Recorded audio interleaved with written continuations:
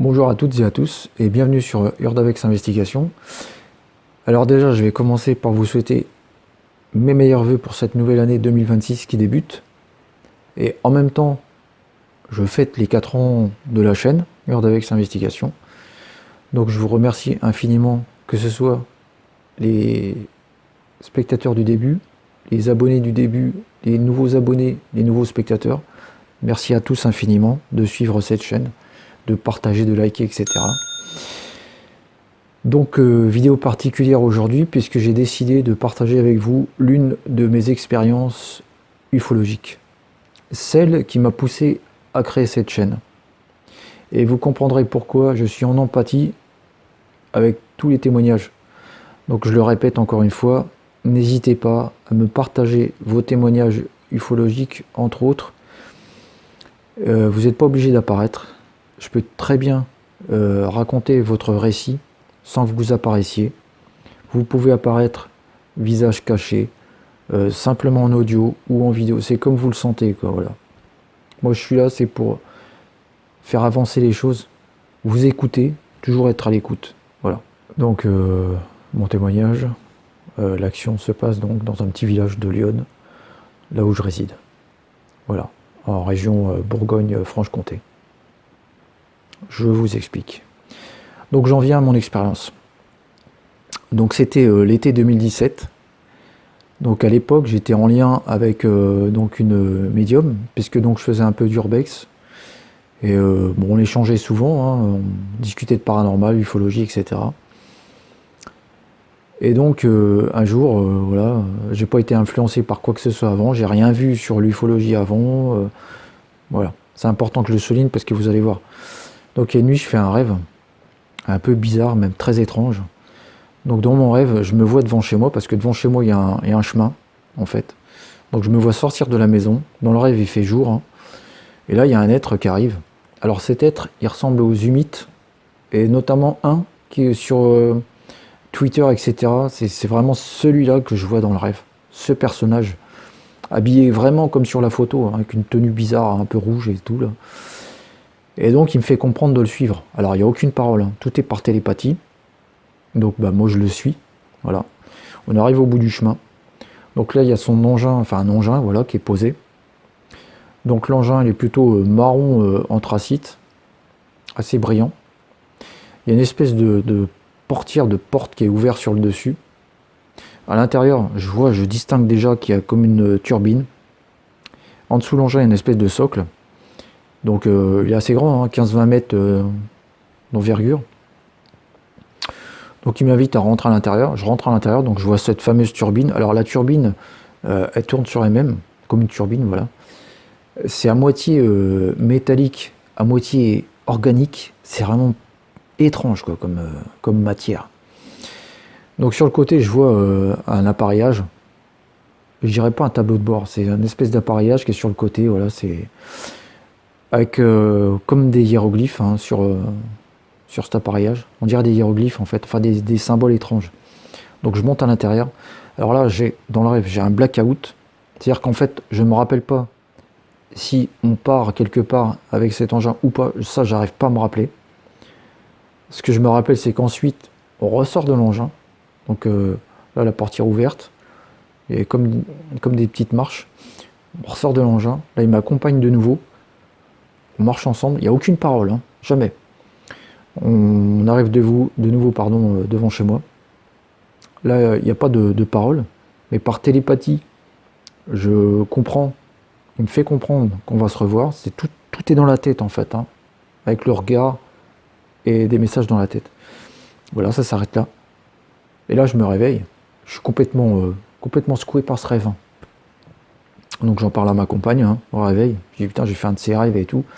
Et puis je me décide à en parler à cet ami médium là. Et elle me dit ouais d'accord, je lui décris tout. Hein. Et elle me dit bah t'as fait un voyage astral en fait. Et elle me dit cherche pas, tu vas les voir dans peu de temps. Alors autant moi je suis ouvert sur ces choses-là, sur l'ufologie, le paranormal, etc. Je connaissais ce qu'était le voyage astral évidemment. Par contre je savais pas le pratiquer parce que je sais que c'est assez dangereux, faut pas prendre ça à la légère. Et je savais aussi que des fois en faisant des rêves on fait des voyages astraux, ça je le savais. Mais là, par contre, bah, j'étais sceptique hein, quand même. Malgré tout, je me disais, bien, il va fort quand même de ce qu'elle me raconte. Je vais le voir dans pas longtemps et tout. J'étais étonné, quoi. Voilà. Bon, 15 jours se passent. Et puis, on décide de passer une soirée avec un ami. Donc, l'ami vient à la maison. Donc, c'était juillet 2017. Hein. Donc, il faisait beau ce jour-là. Le ciel était assez dégagé et tout. Et bon, on commence la soirée et tout. On mange ensemble. Et puis, j'avais dit, bah tiens, on se posera dehors. On passera la soirée à l'extérieur parce qu'il fait beau et tout. Puis comme on a un champ de vision devant la maison qui est assez vaste, il n'y a pas de pollution lumineuse, donc on peut admirer les astres, etc. C'est un bon champ de vision. Donc voilà.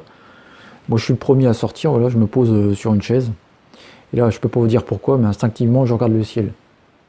Et quand je regarde le ciel, je vois bah, une boule blanche qui passe comme ça, qui rentre dans un nuage. Alors, elle était pas très grosse la boule, je peux pas dire la taille, j'en sais rien. Mais pas très grosse. Bon, en tout cas, suffisamment visible pour que je m'aperçoive qu'elle rentre dans un nuage. Mais le pire dans tout ça, c'est que j'y prête pas plus attention que ça, quoi. Je m'en fous limite, quoi. Voilà. Je vois ça et je sais pas pourquoi j'ai réagi comme ça, mais bon. Donc du coup, après, ils me rejoignent. On est en train de discuter tout ça. Bon, la nuit, elle tombe. Il y a aux alentours de 23 h à peu près. Donc moi, j'étais occupé sur ma tablette. Voilà, j'étais en train de... Voilà, je regardais ma tablette, voilà, je faisais des photos, etc. Parce que comme il y avait des animations dans le village, il y avait du monde et tout ça, voilà. J'essayais de voir un peu ce que ça donnait dans le noir. Enfin, j'étais occupé, quoi. Et là, mon ami était là, à gauche. Et il dit, putain, qu'est-ce que c'est que ça et tout. Et donc là, côté gauche, arrive un engin, très rapidement. Alors, il était de couleur noir brillant. Il avait, alors je sais pas si c'est à l'avant ou à l'arrière, une lumière rouge carmin qui défilait à toute vitesse comme ça, un peu à l'académie, mais beaucoup plus rapide. Ça défilait comme ça. La taille, moi je l'estime à peu près la taille d'un camion ou d'un hélico, voilà. Dans les 20 mètres à peu près, moi je pense. De toute manière, vous verrez à l'écran, j'ai fait un croquis aussi bien de l'engin qu'on a vu sur là que de mon rêve. Tout ça, ce sera à l'écran. Donc voilà, on voit cet engin et tout. Donc il se met en statique. Nous, on a à moins de 100 mètres hein, de l'engin. Au niveau altitude, il est à hauteur de la cime des arbres, pas très haut. Alors ce qui est hallucinant, c'est qu'il y a pourtant du monde hein, vers nous, etc. Ils réagissent pas. Ils n'ont aucune réaction, pourtant il est suffisamment visible. Hein. Voilà, et donc il se met en statique. On a l'impression qu'en fait cet engin est venu pour voir ce qui se passe. Mais vraiment. Et donc après, il repart. Donc côté droit. Donc il venait du nord, il repart à l'est. Et l'observation, elle a duré à peu près 1 minute. Grosso modo, quoi. J'ai quand même pu voir certains détails. Donc en fait, comme je vous disais, il était noir brillant, quoi. Alors sur le côté, on aurait dit... moi, ça m'a fait penser à... Comme ce qu'il y a sur les requins, sur les baleines seules, les branchies, quoi. Comme on voit vraiment sur... Enfin, bizarre, quoi, je sais pas. Ça avait cette forme. Sur le dessus, il y avait un espèce de truc... un truc un peu carré sur le dessus. Ça avait une forme, c'était n'importe quoi. J'ai jamais vu une forme pareille, quoi. Ça ressemble à rien de ce que je connais. Voilà, je peux pas dire ce que c'est, j'en sais rien du tout. Alors, la particularité, c'est que vous n'avez aucun bruit. Et moi, ce qui m'a le plus estomaqué, c'est quand il est arrivé, bon, qu'on l'a vu voler, hein, puis après qu'il est reparti. Je vous dis, il est resté en statique à peu près. En tout et pour tout, l'observation, elle a duré 1 minute approximativement, quoi. Et je sais pas, il a dû rester en statique peut-être 30 secondes. Mais la particularité, c'est qu'il déjà il volait vite, il s'est arrêté net. Et ce qui m'a le plus étonné, c'est que pour moi, il volait pas, mais il glissait dans le ciel, à la même manière qu'un bateau qui glisse sur l'eau. C'est ça qui m'a frappé. C'était impressionnant, quoi. En fait, ça n'avait rien à voir avec les aéronefs qu'on a habituellement. Autant tous les aéronefs qu'on a, avions, hélicos, drones, ULM ou j'en sais rien quoi d'autre, il y a il y a un phénomène physique dans l'air, quoi, dans le ciel. Et là, il l'avait pas, lui.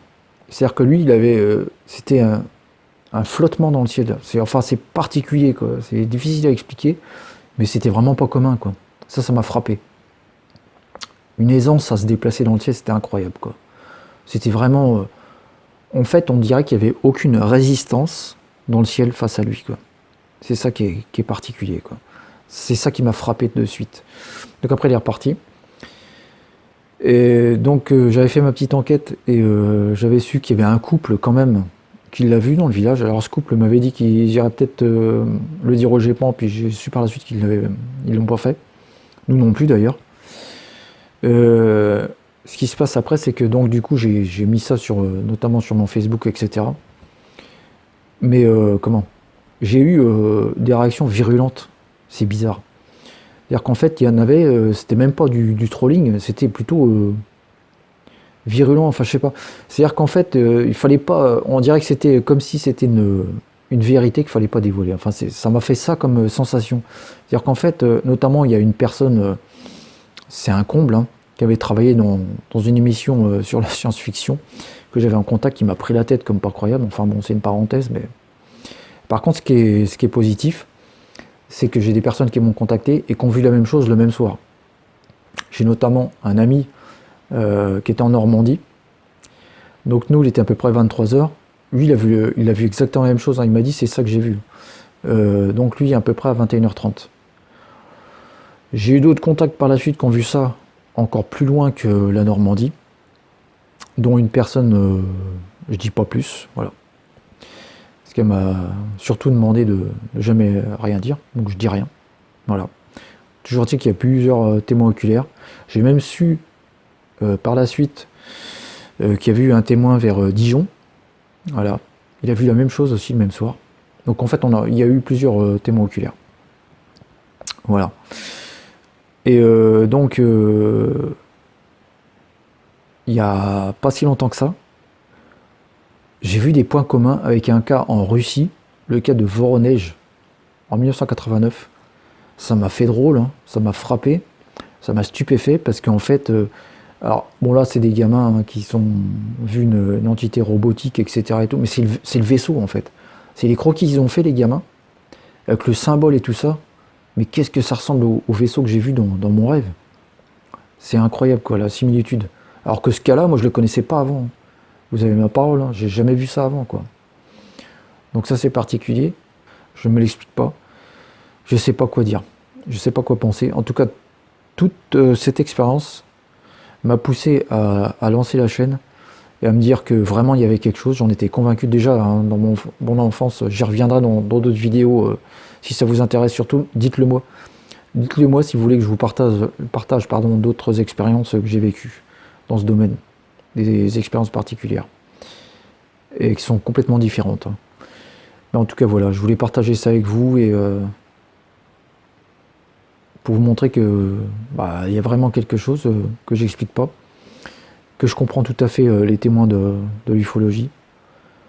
Et c'était une des raisons que j'ai voulu créer la chaîne, être à l'écoute des témoins, parce que alors, je rencontre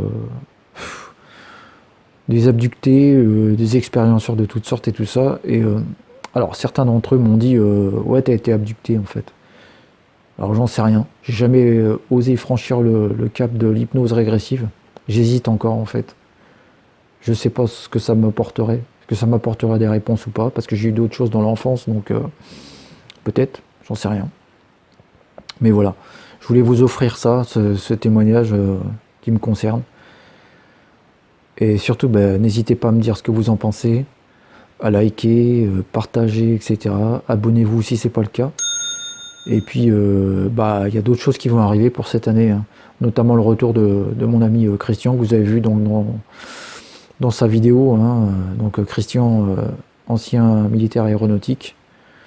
Et donc on vous prépare un dossier sur l'ufologie qui est plutôt intéressant et qui n'a pas été tellement médiatisé. Et puis d'autres choses, hein, vont venir aussi, évidemment, dans ce domaine. Donc merci infiniment à tous. Merci de m'avoir écouté. Et je vous dis à très bientôt sur Heure d'Avex Investigation. Je vous embrasse. Ciao.